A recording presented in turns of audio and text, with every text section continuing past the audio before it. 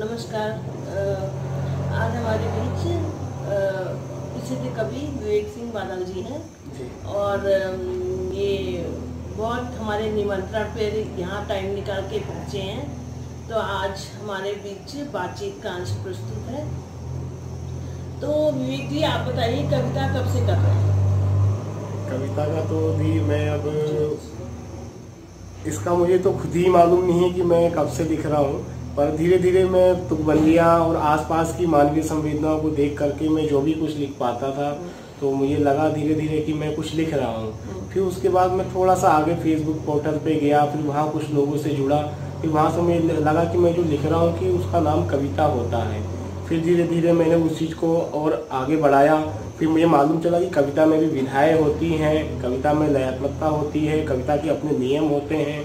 तो उन सब नियमों को सीख करके मैं एक विवेक से आज बादल के रूप में जो भी हूँ, आप लोग के आशीर्वाद स्वरूप, और जो भी मेरी मेहनत रही और जो भी माँ का आशीर्वाद रहा, उसके तहत मैं आज आप लोग के मध्य बादल के रूप में उपस्थित हूँ, जिससे मुझे साहित्य जगत बादल के नाम से जानता है और मैं बादल के नाम से ही कविताएं लिखता हूँ। अच्छा, ज़्यादातर कविता का विषय क्या होता है आपको? ऐसा तो मैं अभी कुछ पार्टिकुलर नहीं बता सकता आपको, क्योंकि मेरे अंदर की जो उत्तेजना है, मेरा मानना ये है कि अगर आपको साहित्य जगत में अपने आप को लोगों के बीच में स्थिर रखना है और पूरा साहित्य जगत आपकी तरफ आकर्षित हो, तो हमें नए से नए सब्जेक्ट पे कविता लिखनी चाहिए। शुरुआती दौर में मेरा लेखन माँ के लिए था, वहाँ से चलते हुए मैंने कोई भी, मुझे लगता नहीं कि कोई ऐसा विषय छोड़ा होगा कि जिसपे मैंने लेखन नहीं करा हो, और अच्छा और सशक्त लेखन करा है, और बिल्कुल नए सब्जेक्ट, नए विषय और नए तरीके से अपनी कविता को लेके आया हूँ। और मेरा मानना ये है कि गालिब के ज़माने में cooler, fridge, TV, WhatsApp, Facebook, ये सब चीज़ें नहीं थी, तो ये सब सब्जेक्ट उनके वास्ते छूट गए, वो लोग उस विषय पे कह नहीं पाए। और आज हम उन सब सब्जेक्ट पे अपने शेर कहते हैं, अपनी गज़लें कहते हैं, अपनी कविता कहते हैं। और धीरे धीरे जैसे टेक्नोलॉजी बढ़ रही है, नई नई चीज़ें आ रही हैं, तो वो हमारी ज़िंदगी का अहम हिस्सा बनती जा रही है, तो हम उन चीज़ों को लेकर अपनी कविता लिख सकते हैं। और मेरा मानना है कि हमें नए से नए विषय पे कहना है कि जिससे लोग हमारी तरफ आकर्षित हों, कि लोग अपना हमारे ऊपर आने में, हमें पढ़ने के लिए आकर्षित हों, हमें सुने, वो समझें कि हाँ, कि विवेक की कविता है तो इसका मतलब कुछ ना कुछ नया तो जरूर। आपकी कविताओं में ज़्यादातर लय होती है, तो आप छंदबद्ध कविता करते हैं? ज़्यादातर आजकल कवि छंद मुक्त कहना पसंद करते हैं, तो छंदबद्ध करते हैं? मैं वैसे शुरुआती दौर में मैंने छंद मुक्त कविताएं भी कही हैं, और आप भी जब मन करता है तो छंद मुक्त कह लेते हैं। पर मेरा मानना ये है कि जो छंदमय कविता है, जो छंद है, वो कविता का संस्कार है, और कोई भी चीज़ जो है संस्कार में ही अच्छी लगती है। हालांकि मैं इस विरोध में नहीं हूँ कि छंद मुक्त कविता नहीं होती है, छंद मुक्त भी कविता होती है। हमारी मानवीय संवेदनाएं हैं, हम उसको किसी भी भाव स्वरूप में और किसी भी चीज़ में लिख सकते हैं। पर मेरा मानना यह है कि कोई भी चीज़ हो संस्कार में ही अच्छी लगती है। तो आप गजल और शेर भी कहने लगे, तो कुछ गजल का ही एक आध नुक्ता हो जाए। मेरी हाल फिलहाल में बहुत सी फेमस गजलें, आपको मैंने उस दिन पुराने कार्यक्रम में भी एक मेरा मक्ता था कि इसलिए मैं उसके आगे हाथ फैलाता नहीं, क्या किसी दरिया से पानी मांगने बादल गया। और भी हाल फिलहाल में लॉकडाउन पे भी, और वैसे ही मैंने, और अभी लॉकडाउन में मैंने 53 गजलें कही हैं। तो अभी एक गजल है मेरी की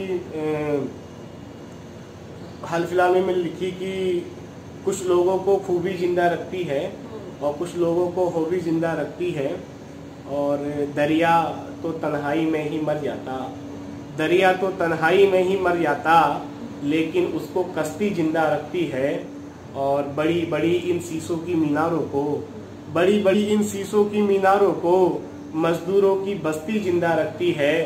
और मुफलिस को ना लालच सोने चांदी की, मुफलिस को ना लालच सोने चांदी की, उनको तो बस रोटी जिंदा रखती है।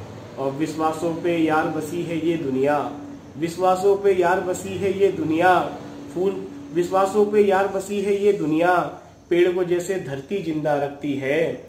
और फूल की रौनक सारी जाया हो जाती, फूल की रौनक सारी जाया हो जाती, उस रौनक को तितली जिंदा रखती है। और रोता अगर ये बादल कब का मर जाता, उसको उसकी मस्ती जिंदा रखती है, उसको उसकी मस्ती जिंदा रखती है। धन्यवाद। आपकी कई किताबें छप चुकी हैं और छप भी रही हैं। जी हाँ जी।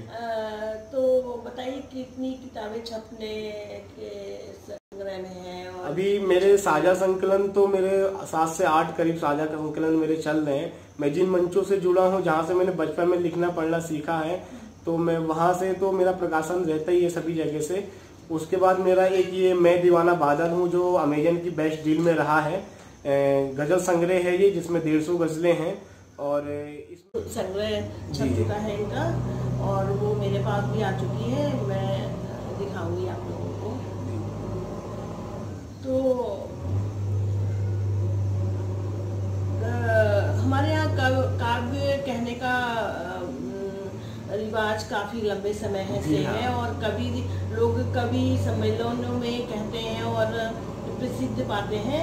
और आजकल जो सोशल मीडिया पर चैनल चल रहे हैं, जैसे यूट्यूब है, फेसबुक है, तो यूट्यूब में कविता का भविष्य आप कैसे मानते हैं? जैसे यूट्यूब में कोई कहना चाहे तो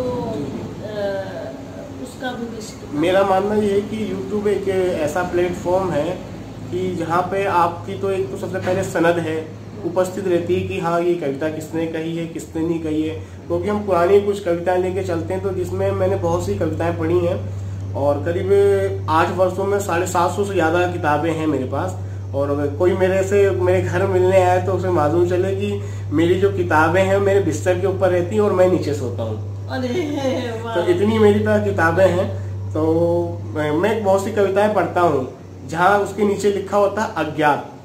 वो चीज देख करके मेरे माइंड में बड़ा चुभता है। मुझे लगता है कि मतलब कि ये जिसने लिखा है उसका नाम क्यों नहीं है, उसकी पहचान क्यों नहीं है। तो सबसे पहले तो यूट्यूब एक ऐसा प्लेटफॉर्म है कि जहाँ से ये पता चलता है कि आपने ये किसकी कविता पढ़ी है, किसके नाम से है। आप कहीं से भी कोई भी उठा के लाए किसी के नाम से सर्च कर सकते हैं। और जो एक यूट्यूब है, इसने साहित्य और श्रोताओं के बीच की जो दूरी है उसको खत्म कर दिया है। उसको सिर्फ एक क्लिक के ऊपर समेट के रख दिया है। आप YouTube पे जाएं, किसी का भी नाम सर्च करें और एक क्लिक करें, आप उस तक जरूर पहुंच सकते हैं। तो मेरा मानना यह है कि YouTube और श्रोता के बीच की जो दूरी है वो एक क्लिक के ऊपर सिमट के आ गई है। तो YouTube एक ऐसा प्लेटफॉर्म है जिसने साहित्य के अलावा अन्य क्षेत्रों को भी बढ़ाया है, और कुछ लोग नए सीखने वाले सीख भी रहे हैं, पढ़ भी रहे हैं, सुन भी रहे हैं। पर अगर साहित्य की बात करें तो साहित्य को बढ़ावा देने या योगदान देने में आप कहें तो YouTube का बहुत अहम योगदान है। YouTube के साथ साथ Facebook का भी बहुत अहम योगदान है। Facebook पे लोग पेज बना करके डेली प्रतिदिन कार्यशाला आयोजित कर रहे हैं और लाइव परफॉर्मेंस चल रहे हैं लॉकडाउन में। जैसा कि अभी संपूर्ण जगह लॉकडाउन है, तालाबंदी है, तो लोग आजकल लाइव पढ़ रहे हैं। तो इन सब चीजें। और मैं आपको एक चीज और बताना चाहता हूँ, करीब 8 सालों के बाद मैंने मंचों पे जो भी चीजें मैंने देखी, परखी, समझी, तो मैंने ये कविता थी मेरी जो बहुत विवादित रही कि हमने हिटलर बाबर देखे मंचों पर, सबको रूप का नौकर देखा मंचों पर, और जोर जुगाड़ में जो माहिर है शायर है। अब आप बताएंगे कि आपके पसंदीदा कवि कौन से हैं? ऐसा मेरा कोई पार्टिकुलर सब्जेक्ट तो नहीं रहा, पर मुझे किसी ने कभी बोला था कि आप गजल नहीं लिख सकते, आप उर्दू जबान के नहीं हैं। तो उस चैलेंज को मैंने एक्सेप्ट करा। मैं इससे पहले दोहे, कुंडलियाँ, छंद, पद, सवैया और अशखान के ये सब चीज़ों को पढ़ता था, इन चीज़ों को लिखता था।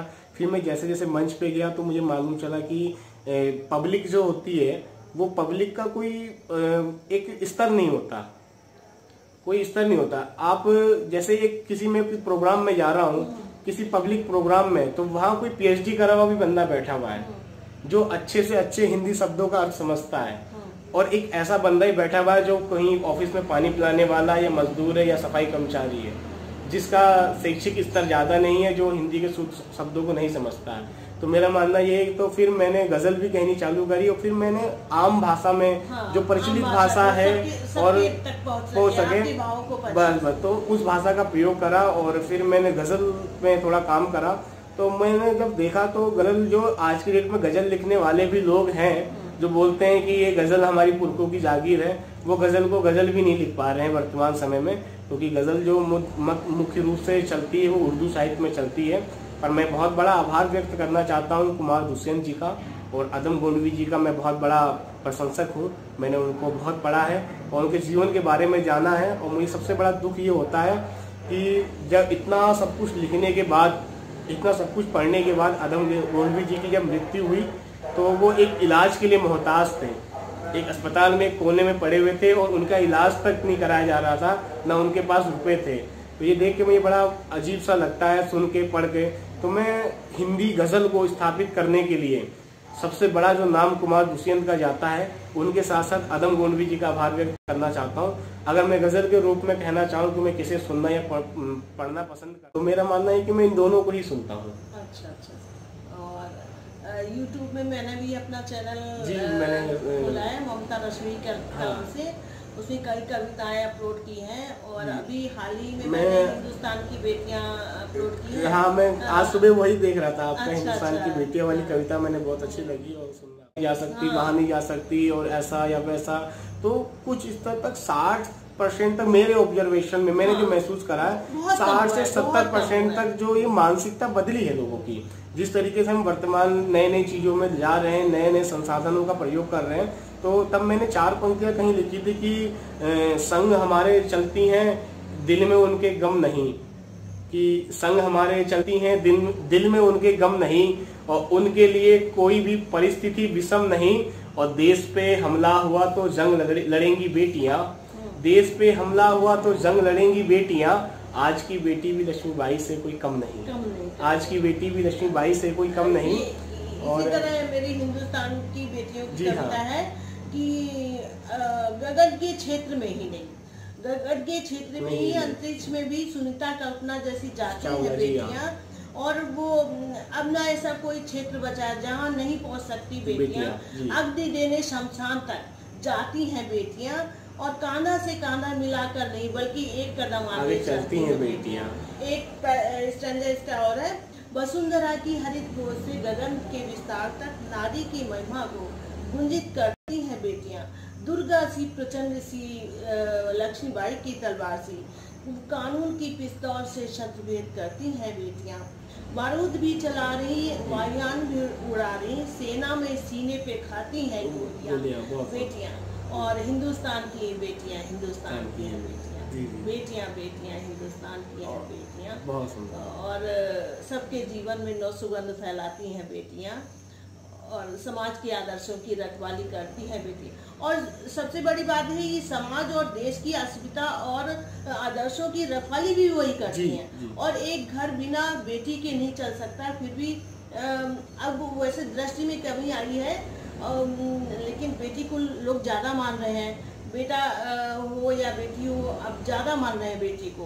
तो बेटी की अस्मिता भी बढ़ी है, बेटी की उन्नति भी बढ़ी है, लेकिन कहीं कहीं अपवाद मिल जाते हैं, वो भी धीरे धीरे खत्म होंगे, और बेटी का भविष्य बहुत उज्जवल है। बेटी पूरे देश ये मानसिकता लगभग तो बहुत ज्यादा ही बदल चुकी है। मेरा मानना तो ये है कि जिस तरीके से मैं देखता हूँ कि आप देखिएगा जीएनएम के कोर्स, नर्सिंग के कोर्स, जिस तरीके से इन सब चीजों में इजाफा हुआ है, और यहाँ तक तो छोड़िएगा, कोई यकीन करे या ना करे, मैंने उत्तराखंड में, मैं रुद्रपुर रहता हूँ, मैंने पेट्रोल टंकी तक पे मैंने काम करते हुए देखा है। और अगर आपको यकीन ना हो तो आप रुद्रपुर जाकर देख सकते हैं कि पेट्रोल टंकी पे भी वर्क कर रही हैं आजकल बेटियां। तो मेरे को बड़ा अच्छा लगता है, मैं वहीं जाता हूँ अधिकतर। मैंने इंटरव्यू भी लिया, मैंने पूछा भी बहुत सी चीजें, मुझे बड़ा अच्छा लगता है कि, और मैं जिस तरीके से सिटकुल में काम करता हूँ तो वहाँ मैं जिस तरीके से महिला परसेंटेज देखता हूँ, वहाँ पे देखता हूँ कि काम करने का वर्करों का, तो वो भी देख के मुझे बड़ी खुशी होती है कि हाँ, कि महिला वर्ग भी आगे बढ़ रहा है। और हम लोग से मेरी उम्मीद है कि इस तरीके से ये प्रक्रिया चलेगी, धीरे धीरे धीरे धीरे एक दिन मानसिकता संपूर्ण रूप से बदल जाएगी। हाँ, बल्कि वो मैंने भी लिखा है कि जिनकी किलकारी से घर आंगन में घुसता है, और जिनकी खुशियों को देख ये दिल मुस्कुराता है, माँ की लोरियां सुन सुनकर बड़ी हुई, खेलों की पगडंडी पर चलकर बड़ी हुई, कि तो जिम्मेदारी का बोझ उन पर पड़ा तो ऑटो रिक्शा बस चलाने लगी बेटियां, घर की रखवाली करती हैं बेटियां। बहुत सुंदर। मतलब बेटी तो हर क्षेत्र में आगे है, चाहे जो भी हो, चाहे पढ़ाई का क्षेत्र हो, डॉक्टर के क्षेत्र, इंजीनियर के क्षेत्र हो, वो सेना का क्षेत्र हो, हर क्षेत्र में पहुंच रही हैं बेटियां। जी। फिर भी मैं मेरी एक वो है कि मैंने कहीं 4 पंक्तियां कही थी अपनी, जो बहुत ही ज्यादा फेमस हुई, कि मेरा मानना यह है कि जिस तरीके से विवाह के बाद बेटी के संग थोड़ी बहुत लोग समझ नहीं पाते, अंडरस्टैंडिंग नहीं हो पाती। तो वहाँ से मैंने 4 पंक्तियाँ कही थी, जिससे मेरी पहचान भी बनी, लोग मुझे बड़ा अच्छा जानते भी हो, लोग सुनते भी इस पंक्तियों को। खासा डिमांड आती है इस पंक्तियों की मेरी कि जहर पोसीदा उपटन को कभी चंदन नहीं कहना, और परेशानी कोई आए उसे उलझन नहीं कहना, वो अपने छोड़ के माँ बाप तुम्हारे घर में आई है, उसे बेटी ही कहना, तुम कभी दुल्हन नहीं कहना। तो मेरा मानना ये है कि किसी को आप दुल्हन कहेंगे तो उसे लगेगा कि मैं पराई घर से आई हूँ और मेरे माँ बाप दूसरे हैं। अगर तुम उस दुल्हन को बेटी कहोगे तो उसे लगेगा कि ये मेरे अपने माँ बाप हैं। तो मैंने दुल्हन और बेटी शब्द में जो बड़ा अंतर आप लोग के मध्य रखा है 4 पंक्तियों में, मुझे लगता है कि आप लोग समझ में आएगा। तो मैं यही 2 पंक्ति, मेरी 4 पंक्तियां बहुत ही ज्यादा लोगों के नजरों में आई और लोगों ने बहुत ज्यादा। बादल जी, आपसे रिक्वेस्ट है कि हमारे दर्शकों के लिए कोई गीत गुनगुना दीजिए। जी ठीक है भाई, मैं एक गीत पढ़ने की कोशिश करता हूँ। मेरे ये गीत जो है बहुत खास है, मैं इस पर खाली 2 ही बंद लिख पाया हूँ, उसके अलावा नहीं। तो मेरा मानना है कि गीत के ऊपर गीत भी होना चाहिए। मेरा भी आगामी एक गीत संग्रह आ रहा है, मैं दीवाना बादल के बाद दाराती के दांतों पे, तो उसमें आपको जरूर मिलेगा सुनने को। तो सुनेगा कि संग तुम्हारे ही रहूँगा, मीत बन कर आऊँगा, संग तुम्हारे ही रहूँगा, मीत बन कर आऊँगा, मैं तुम्हारी जिंदगी में गीत बन कर आऊँगा, संग तुम्हारे ही रहूँगा, मीत बन कर आऊँगा, संग तुम्हारे ही रहूँगा, मीत बन कर आऊँगा, मैं तुम्हारी जिंदगी में गीत बन कर आऊँगा। इसका एक बंद है कि दुख डलेंगे सूर्य बनेंगे, सुख बनेंगे ताल सब, टूट जाएंगे गमों के छाए काले जाल तब, दुख डलेंगे सूर्य बनेंगे, सुख बनेंगे ताल सब, टूट जाएंगे गमों के छाए काले जाल सब, एक निश्चल भावना की रीत बन कर आऊँगा, मैं तुम्हारी जिंदगी में गीत बन कर आऊँगा, मैं तुम्हारी जिंदगी में गीत बन कर आऊँगा।